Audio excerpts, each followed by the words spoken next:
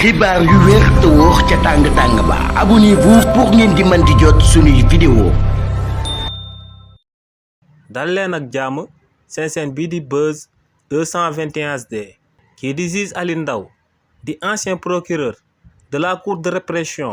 de l'enrichissement illicite bii di CREI yi yëkkati na ay kàddu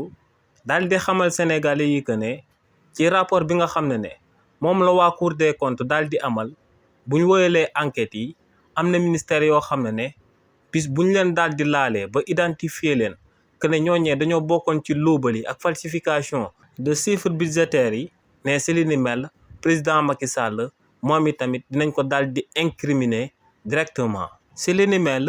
kii di juge Alioune Ndao ne ci gouvernement bi daa am ay ministères yi nga xam ne ñoom la ñuy dippee ministère de la souveraineté te ne ministère yooyee dañoo jokk directement ci président de la république bi ne yeneen ministères yi nag ñoom ñoo daal di jokk ci premier ministre bi ne ministère des souverainetés yooyee nag ñoom ñooy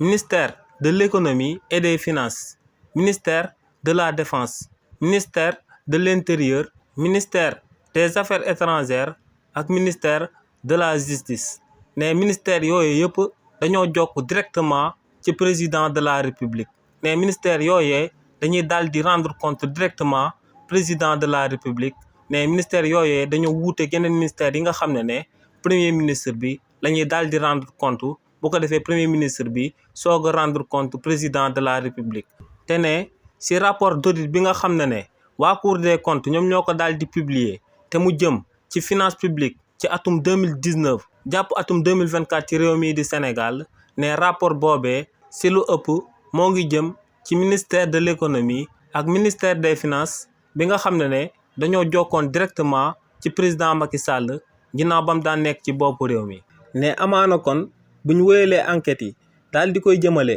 ci rapport bi nga xam ne moom la waa cour des comptes daal di fësal ne amaana mun nañoo daal di toppee président Macky Sall li ñu dippee haute trahison daal di koy traduire en justice ba noppi mu daal di mujjee ci kaso bi. xibaar yu wér te wóor ca tàng ba abonnez-vous pour ngeen di mën di jot suñuy vidéo.